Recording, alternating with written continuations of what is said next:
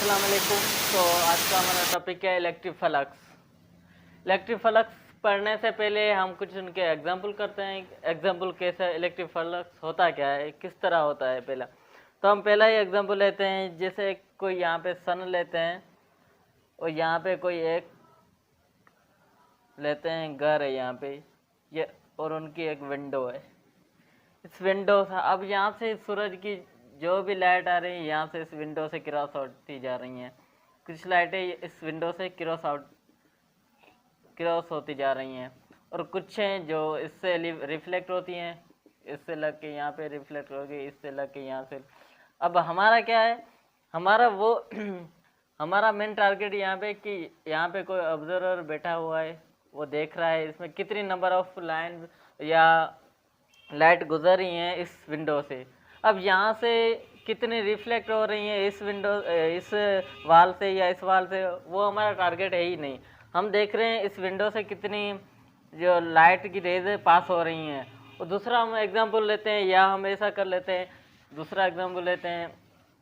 यहाँ पे कोई एक ये विंडो बना लेते हैं। यहाँ से ये ऐसे फिल्ड अप हुई है, बस यहाँ से एक ये ओपनिंग है और यहाँ से एयर एंटर हो रही है और इस विंडो से यहाँ से निकल रही है। और यहाँ पे कोई ऑब्जर्वर बैठा हुआ है, वो ऑब्जर्व कर रहा है इस विंडो से कितनी एयर निकल रही है। अब ये इस विंडो से यहाँ से एयर निकल रही है या यहाँ से निकल रही है, इनका यहाँ पे कोई मकसद नहीं है। हमारा मकसद सिर्फ यहाँ पे इस विंडो से कितनी निकल रही है अपनी एयर। तो अब इलेक्ट्रिक फ्लक्स भी हम इसी तरह डिफाइन करेंगे। Electric flux Latin word meaning to flow. Electric word Latin word है जिसकी मीनिंग है फ्लो। अब इनकी डेफिनेशन बनाते हैं। Number of field line passing through a perpendicular area और surface is called electric flux. इसका इलेक्ट्रिक फ्लक्स का कितनी फील्ड लाइन किसी भी एरिया से पास हो रही है जिसे हम कहते हैं इलेक्ट्रिक फ्लक्स। अब मैं एक एग्जांपल दूसरा लेता हूँ कि कोई भी यहाँ पे एरिया ले रहा हूँ, ये कोई एरिया है और यहाँ पे क्या है, अब इलेक्ट्रिक फील्ड लाइन है तो यहाँ से ये क्या है, इलेक्ट्रिक फील्ड लाइन आ रही हैं। ये कोई इलेक्ट्रिक फील्ड लाइन आ रही हैं और इस एरिया से क्या क्रॉस होती जा रही हैं। इसे हम क्या कहते हैं, electric flux. Number of field line passing a perpendicular area और surface is called electric flux. या number of field line passing, यहाँ पे तो इलेक्ट्रिक फील्ड है तो यहाँ पे इलेक्ट्रिक फ्लक्स है, तो electric field line passing through है perpendicular area is called electric flux. अब हम देखते हैं कोई भी एक एरिया लेते हैं जिसको हम रोटेट करते हैं किसी भी एंगल पे, इस एंगल पे या इस एंगल के 3-4 एंगल में हम रोटेट करेंगे तो देखेंगे इलेक्ट्रिक फ्लक्स कितना होता है। तो पहला मैं एग्जांपल ले रहा हूँ इसका। ये क्या है, ये कोई एरिया है वो दिया हुआ है और ये फील्ड लाइन जा रही है, ये फील्ड लाइन, ये फील्ड लाइन, ये फील्ड लाइन, ये फील्ड लाइन। अब देख रहे हैं यहाँ से कितनी नंबर आउट हो रहे हैं, यहाँ पास हो रही है, तो 1 2 3 और ये 4, ये 4 नंबर ऑफ फील्ड लाइन पास हो रही हैं। और दूसरा एरिया दिख रहा है यहाँ पे 1 2 3, यहाँ पे 3 और यहाँ से कितने 1 2 2 लाइन है। अब देखते हैं एरिया पे, अब रोटेट करते हैं। ये कोई एरिया है, ये क्या है, किसी भी ये एरिया है फील्ड लाइन के क्या है, परपेंडिकुलर पड़ा है। अगर ये फील्ड लाइन यहाँ से यहाँ रही है तो एरिया की पैरेलल एरिया की डायरेक्शन भी इसी तरफ में और फील्ड लाइन भी क्या है इसी तरह इसी डायरेक्शन में है। तो यहाँ पे फ्लक्स, तो यहाँ पे क्या है, इलेक्ट्रिक फील्ड लाइन की डायरेक्शन इसी तरह और एरिया की डायरेक्शन सेम है। अब हम बात करते हैं एरिया की डायरेक्शन कैसे निकालते हैं। तो एरिया की डायरेक्शन हम हमेशा उसके सरफेस के परपेंडिकुलर लेंगे। अगर सरफेस एरिया इस तरह है तो डायरेक्शन अपवर्ड, अगर एरिया अगर इस तरह हो तो इसकी डायरेक्शन किस तरह लेंगे। अगर एरिया इस तरह है तो इसकी डायरेक्शन इसके परपेंडिकुलर होगी एरिया।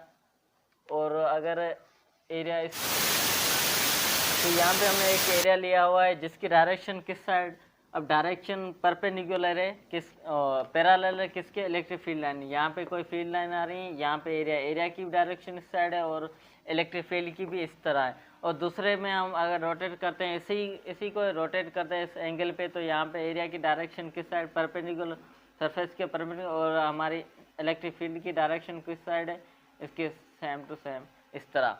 और यहाँ पे क्या है, एरिया की डायरेक्शन परपेंडिकुलर किसी सरफेस के, और यहाँ पे इलेक्ट्रिक फील्ड की डायरेक्शन इस तरह। अब यहाँ पे हम देखें एंगल का फर्क आ रहा है, एंगल का डिफरेंस कैसे आ रहा है। यहाँ पे एंगल जिस डायरेक्शन में एरिया है, इसी डायरेक्शन में क्या है, इलेक्ट्रिक फील्ड है। तो यहाँ पे एंगल कितनी होगी, 0।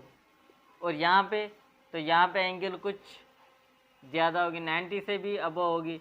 और यहाँ पे एंगल कितनी होगी, 90। यहाँ पे 90, ये 90 से भी अबव होगी। तो अब यहाँ पे देख रहे हैं एंगल पे भी डिपेंड कर रहा है। अगर दूसरा हम कहते हैं फ्लक्स डिपेंड किस चीज़ पे करता है, तो फ्लक्स पहली बात है हम कितना एरिया ले रहे हैं। अगर हम एरिया बहुत ही ज़्यादा लेंगे, अगर यहाँ पे ये एरिया बहुत ही ज़्यादा लेंगे तो ये सारी की सारी फील्ड लाइन ये इस एरिया से क्रॉस करती है। अगर हम इसी जगह पे एरिया को कम ले लें, एरिया को मैं कम कर देता हूँ, तो एरिया कितना इस तरह, ये यहाँ पे एरिया कितने, ये 1 2 3 फील्ड लाइन क्रॉस करेंगे और ज़्यादा नहीं करेंगे। और इनसे भी मैं कम कर दूँ तो कितना, इनसे भी कम कर दे तो यहाँ पे 2-3 जो फील्ड लाइन है इससे क्रॉस करेंगी। तो पहली बात है ये फ्लक्स डिपेंड कर रहा है एरिया, किसी भी सरफेस का कितना एरिया है, जितना सरफेस का एरिया होगा उतनी सी फील्ड लाइन ज़्यादा पास होंगे। तो पहली बात है इलेक्ट्रिक फ्लक्स डिपेंड करता है एरिया पर। दूसरा है, तो यहाँ पे हम देख रहे हैं ये एरिया है, एरिया की डायरेक्शन। तो यहाँ पे इलेक्ट्रिक फ्लक्स क्या है, it is a dot product of 2 vector है, electric field and vector area, दोनों का डॉट प्रोडक्ट है। और हम किसी इलेक्ट्रिक फ्लक्स को रिप्रेजेंट करते हैं फाई ई से। और यहाँ पे अगर हम डॉट को हटा दें तो क्या लिखेंगे, कॉस थीटा, ई ए कॉस थीटा। तो ये इलेक्ट्रिक फ्लक्स। और अब हम बात करते हैं इलेक्ट्रिक फ्लक्स डिपेंड किस चीज़ पे करता है। तो फर्स्ट एरिया पे डिपेंड करता है। एरिया, अगर हम किसी भी सरफेस का एरिया जितना बढ़ा देंगे इतनी इलेक्ट्रिक फ्लक्स ज़्यादा होगा। अगर मैं एक ही एग्जांपल लेता हूँ, तो यहाँ पे क्या करता हूँ, एरिया यहाँ पे बहुत बड़ा बना देता हूँ। अब ये फील्ड लाइन जितनी भी है सारी इस सरफेस से गुजर जाएंगी। अगर मैं इसी जगह पे एरिया को कम कर दूँ तो यहाँ पे कुछ लाइनें होंगी जो इससे पास होंगी और कुछ नहीं होगी। तो यहाँ पे कितनी हो गई, अब इस एरिया से कितनी, 1 2 3 4 लाइनें पास हो रही हैं। तो यहाँ पे क्या है, एरिया इलेक्ट्रिक फ्लक्स डिपेंड करता है एरिया पे। एरिया कितना है, किसी भी सरफेस का एरिया जितना ज़्यादा होगा इतना इलेक्ट्रिक फ्लक्स ज़्यादा होगा। दूसरा है एंगल पे। अगर हम एंगल यहाँ पे लेते हैं 0, क्योंकि यहाँ पे इलेक्ट्रिक फील्ड लाइन भी इसी डायरेक्शन में और एरिया की डायरेक्शन इसी में। तो यहाँ पे ये मिटा रहा हूँ मैं। अगर यहाँ पे मैं फाई ई ए कॉस थीटा इसी एरिया की हम बात करते हैं, तो यहाँ पे एंगल क्या बनेगा, 0। तो ई ए कॉस थीटा अगर मैं 0 पुट कर दूं तो यहाँ पे इलेक्ट्रिक फ्लक्स क्या होगा, मैक्सिमम। तो इलेक्ट्रिक फ्लक्स मैक्सिमम को कब होगा, जब हम एरिया को किसी भी फील्ड लाइन के परपेंडिकुलर रख देंगे। एरिया को अगर किसी भी फील्ड लाइन के परपेंडिकुलर रख देंगे तो यहाँ पे क्या इलेक्ट्रिक फ्लक्स मैक्सिमम होगा।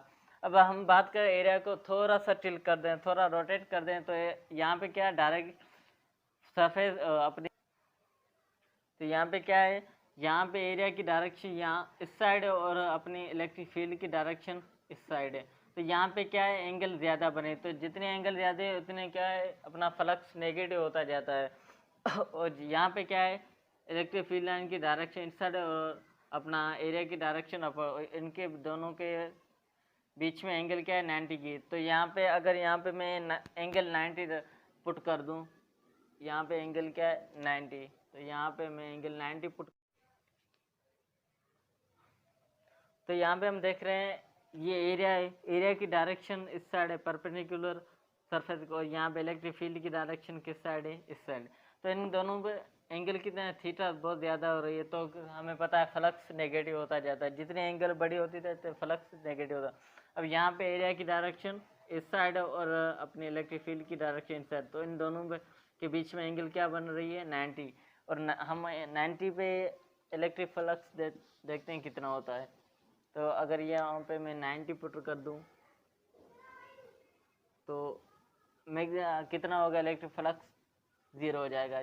90 पे हमें पता है cos theta 90 is equal to 0। तो जो एंगल अगर 90 इलेक्ट्रिक फील्ड और एरिया के बीच में अगर एंगल 90 होंगी तो यहाँ पे इलेक्ट्रिक फ्लक्स 0 हो जाएगा। तो